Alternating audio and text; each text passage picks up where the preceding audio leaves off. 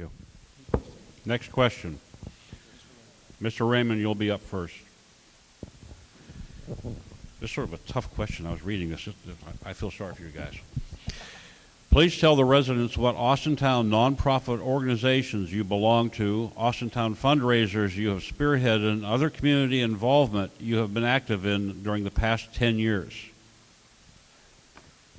Well, I've been involved in the Austintown Touchdown Club, which we put on a fundraiser and other events throughout the year. When my kids were little, I coached soccer for a couple of years. What was the question again? Nonprofit organizations you belong to, Austintown fundraisers you have spearheaded, and other community involvement you have been active during the past 10 years. Well, my last position with the National Association of Purchasing Managers, when I stepped down, I was the executive vice president. Prior to that, I held other board positions, and I was involved with that organization for off and on for 15 years. And that's it. Mr. Crano? Okay, we could be here a while. Any number of police levies, any number of school levies, each of which to go out and find funds to support them and to go out and promote them. I am the benefactor of the Women's War Memorial that is on the Wycliffe Circle. I paid for it. I went through the funds, went through the people that were involved with the veterans and made sure it was there. 4th of July committee, 4th of July parade constantly. Austintown Community Television. I'm a member of the Optimist. I'm a member of the Growth Foundation.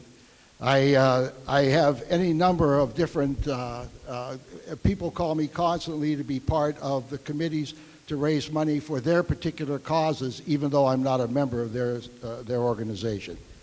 There's so many different things that are going on in this town, and unfortunately now it's not going to be like it used to be, just like it is in the school building. You can't play 5 sports. You've got to concentrate on 1 or 2. And unfortunately, with all the good organizations we have in Austintown, we need people to join as many as they can, but only if they're going to spend their time and do the things that are necessary to make them successful. I believe I have in my 44 years in Austintown. Thank you. Mr. Stifler.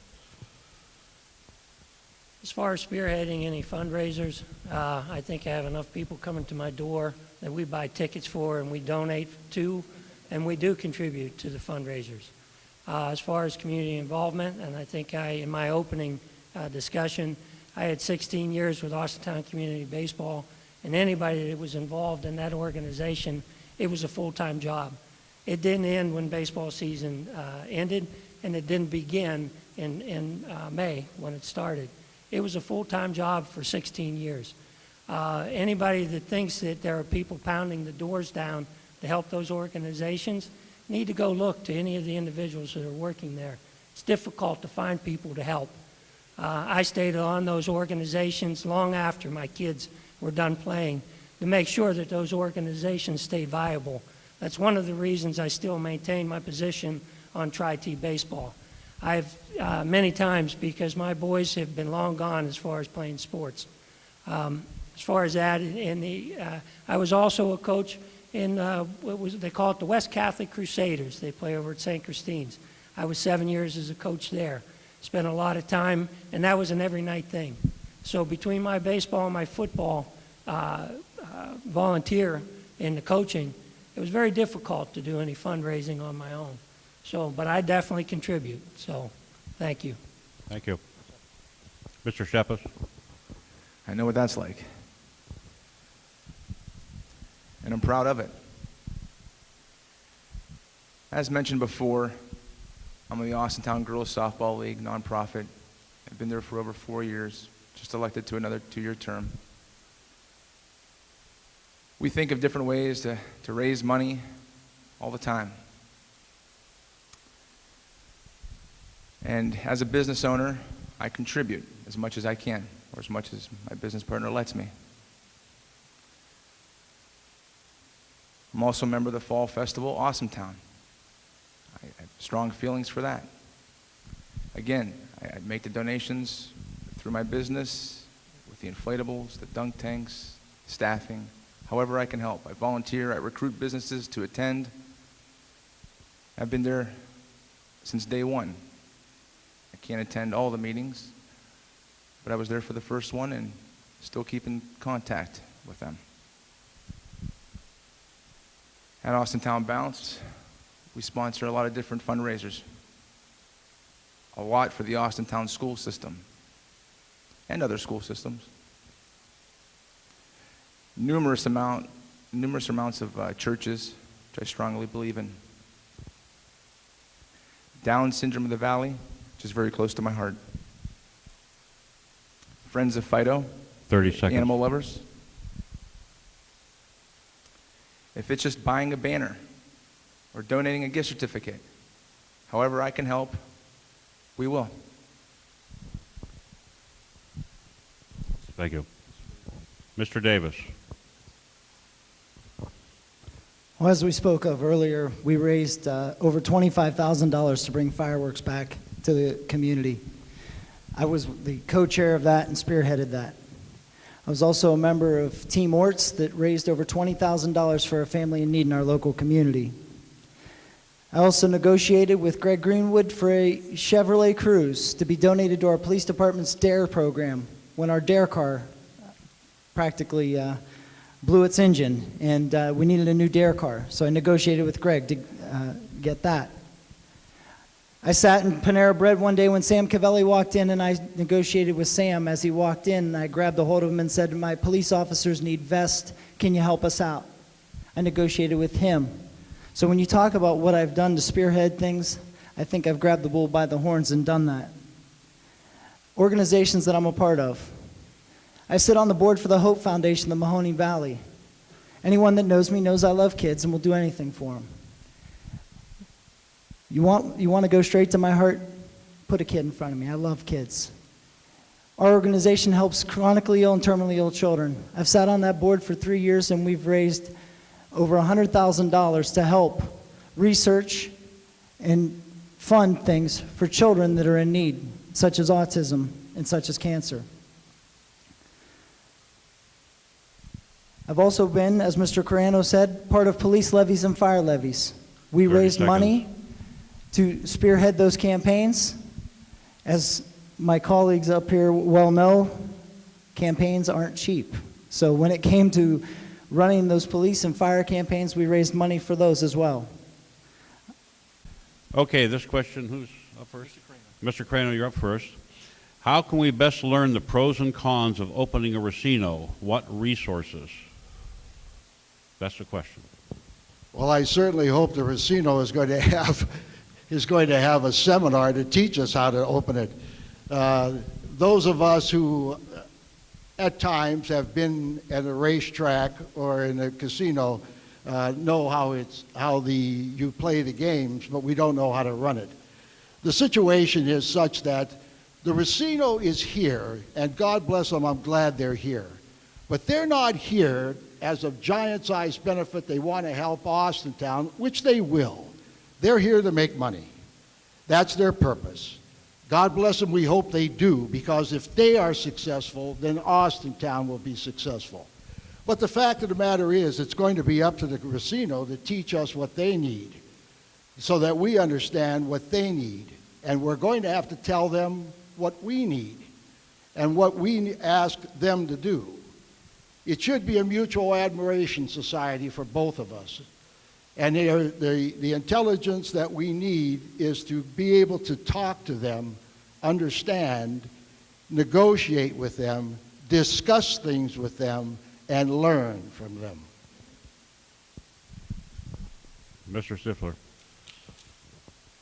As far as opening and closing a Racino, Penn National, I think they have 28 other facilities. I think they're well equipped to open it. As far as what we need as a community and what we require of them, we need to stay in close contact with them as far as the development is going on. Make sure their security forces are doing their job so that we don't have to put a patrolman down there at all times. that will definitely put a burden upon our police force. That was a discussion that I'd had, several weeks ago, and that was something and a commitment from me that I'll make sure that Penn National holds true to what they've committed to us. They definitely will. I mean, they know what they're doing. We just need to learn from them, see what they're doing, and be able to take a look at it and see how it's going to affect the community. That's what I do for a living. And the projects that I run at my facility, I make sure I look at the long-term effect or impact that anything that goes into our facility. You don't just put a piece of equipment in or a building or facility and say, hey, there it is, let's go. You have to see how it's going to impact the long term of the community and as far as the surrounding facilities that are there. So I'll make sure we talk to them, stay in close contact with them, and see how it will impact us. And we'll make sure that it isn't just you guys open up and we have to live with what you give us. 30 seconds. Oh, who? Mr. Sheppes. Pros and cons. Communication. Communication is key. I mentioned that before. But we need to communicate with the Racino along with our residents.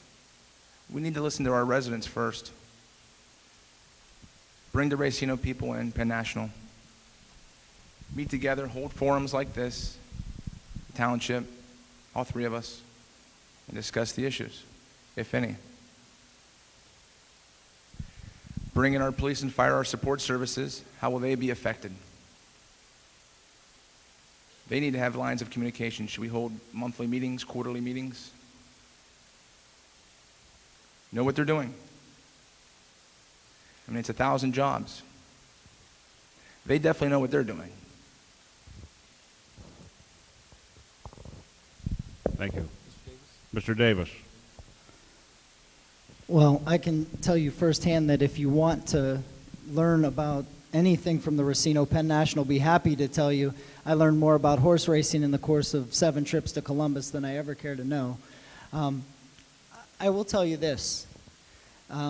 When Penn National came to our community and asked about bringing a Racino, our Board of Trustees, as much as we welcomed them, we asked many questions of them. I can tell you that I speak with Penn National on a weekly basis. I know the contacts there. I know who I need to get to. Ms. Hall today is here because I asked her to be here to speak on behalf of this liquor issue. I felt it was important that she was here to explain to the community what it meant.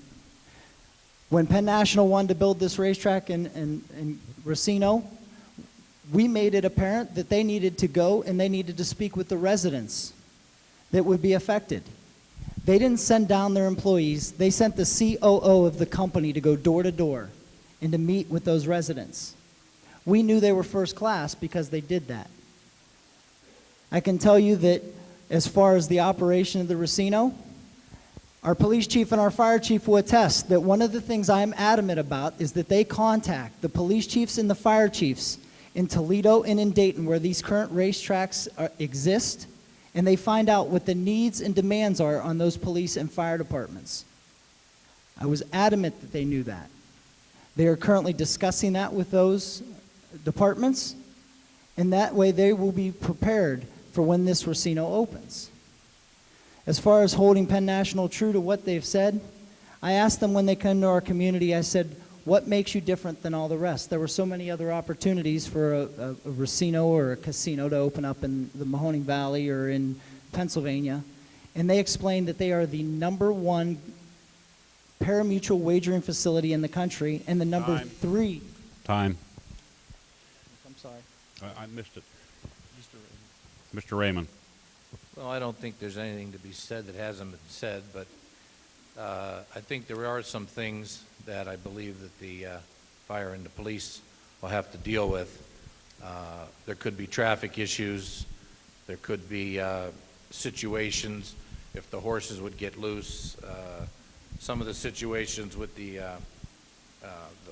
track impacting the neighbors. And basically there's going to be a new type of crime that these criminals will figure something out every time between the casinos or doping the horses or something. This is something we've never seen before. I mean, nobody's seen this before in this community. So we have to be ready, and I'm sure our police chief and our fire chief will be up to the task. Thank you. Next question. Mr. Striffler, this is yours. Funding is everyone's issue, concern. Please prioritize your funding goals for fiscal year 2014, at least the top 3. That's an interesting question. I received the budget statement and the planning from the township administrator. I went through the numbers to see if it made sense to me. And the way it's laid out, there's a lot of buckets. To be quite honest, you have to get into the details to see what they all mean. To see where our priorities should be. The priority should always be in the safety forces. Make sure our police and fire are fully funded and fully equipped. I mean, basically, that's what everybody in the community wants to know. When they come home, they're safe. When they leave their house, they're safe on the road. And I think we've accomplished that in Austintown. I think those 2 department heads, and not to slight the others, I think the department heads within Austintown do an excellent job. I think as trustees, our job is just to review and keep them moving in the right direction. I think there's little or nothing to do as far as that goes. As far as funding, depending on what comes to the community, as far as the state, I think the last report that I received or that I looked at from the administrator, that with the tax changes in Ohio, it's about a $700,000 deficit compared to the previous year. With the profits from the racinos, it doesn't make up that $700,000. There was also an article in the paper, this was back in July. 30 seconds. All right, back in July that the township will receive $1 million for the first 2 years of operation of the racino. I think that'll cover that deficit. I've heard rumor that there'll be a lot of things and projects going on. If I'm asked to take a look at that budget, basically, I'm not going to spend money crazy. Anybody that knows me knows that's not true. Anybody who was on the board of directors with me knows it was hard fought to just spend money. We got to make sure that we have a plan for 5 years. Time. Can you repeat the question, Mr. please? Okay.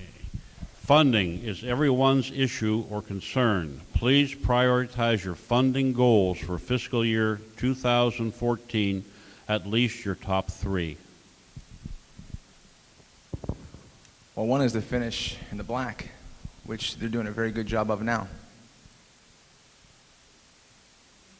I've spoken with the department heads, and we all had a meeting, get some very good insight from each one of them, listen to their concerns, their needs. And I believe that they're running efficiently. There's a couple of them that have some brilliant ideas with grants. I like grants. I know that will affect the budget. I mean, with the fire department, there's like AFG, there's SAFER, there's FPS, Homeland Security for the police.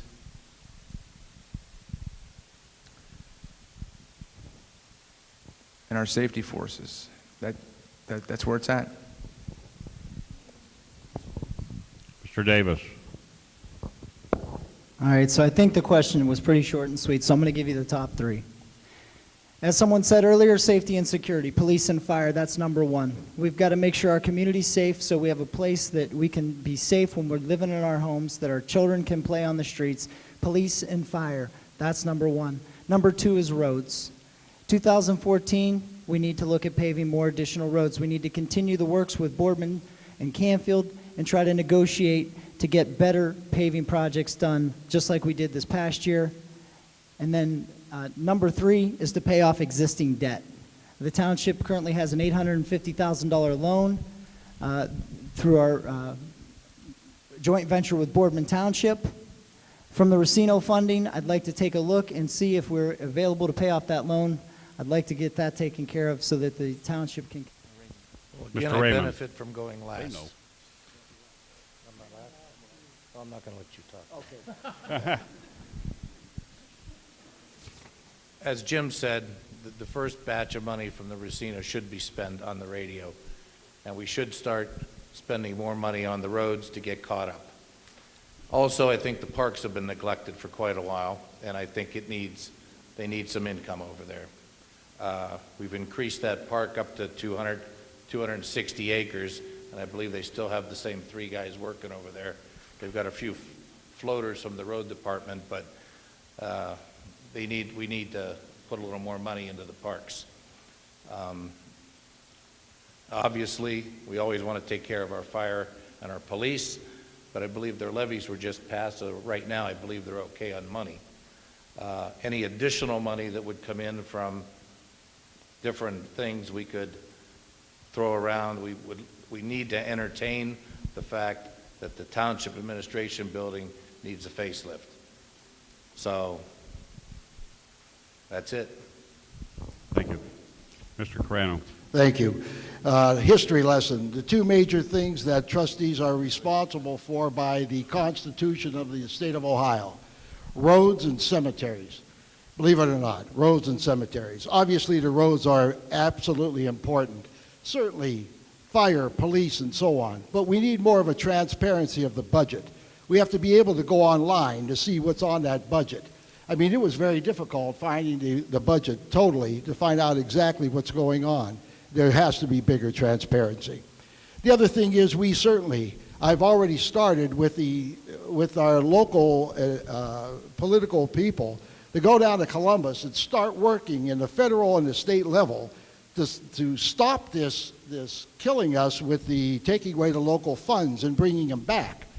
Certainly we have to work together. We should have been doing that years ago with Boardman, Canfield, and everybody else, putting our funds together to have to be able to get more bang for the buck on our dollar. That when you buy more things, it's cheaper, and we should be doing that. The roads, the firemen, the policemen, and so on are absolutely necessary. Just like every other budget that deals with townships and so on, a good major portion of it is personnel. Certainly equipment is there too. And then all the needs that we do. Those are things that we have to do. We have to go out, economic development, get the companies in here so that the 30 taxes will seconds. come in there. What was that? 30 seconds, yes. And get those funds. And then nickel dime, any place, anywhere that has something that we could do to get the money here, that's one less dollar people have to pay in taxes. Anybody else? Mr. Shepis. He'll be up first. Okay. I've been listening to this, and it's quite obvious everybody up there is very much attuned to Austintown and its needs. So I decided I should ask a question. What do you feel are the strongest things Austintown has going for it to carry it economically into the future? And Mr. Shepis, you're up first. We have strong business growth. Our economic development is, like I said before, is going fantastic.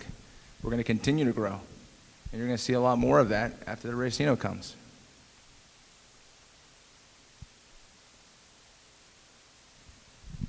Repeat that again, the second part. What do you feel are the strongest points Austintown has to carry it into the future economically? We'll be able to help the businesses. We'll be able to utilize a plan that I have in place for economic growth, using the monies from the Racino after our debts are paid, and come up with different ways to grow our community and bring in more businesses.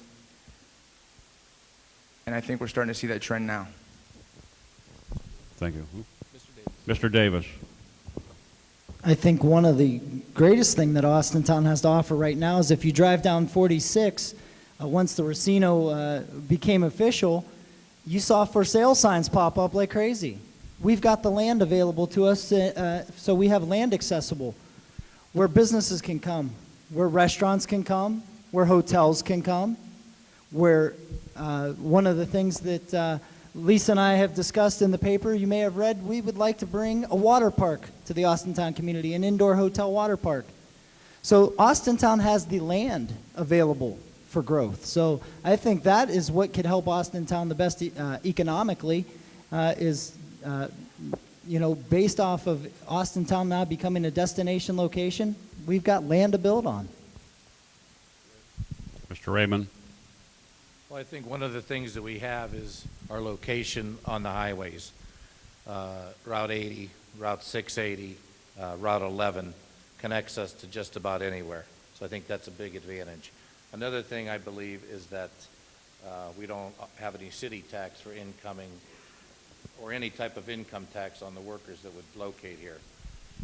We do have a lot of vacant land that can be developed into industrial types of things to bring jobs.